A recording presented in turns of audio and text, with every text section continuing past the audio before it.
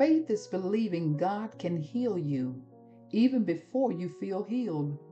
Sometimes your miracle is already on the way. It just needs your faith to meet it.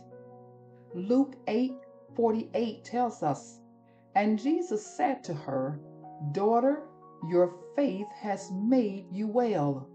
Go in peace.'"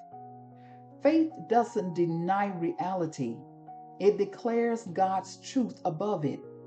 You might still feel weak, but faith says, "I am strong." You might still feel pain, but faith says, "I am healed." Your words align your body and spirit with God's promises. The centurion told Jesus, "Just say the word, and my servant will be healed." One word from God is enough to change everything. Your part is simply to believe. Pray with me. Lord, increase my faith. Help me to believe beyond what I see and feel. I receive your healing power flowing through me right now. In Jesus' name, amen.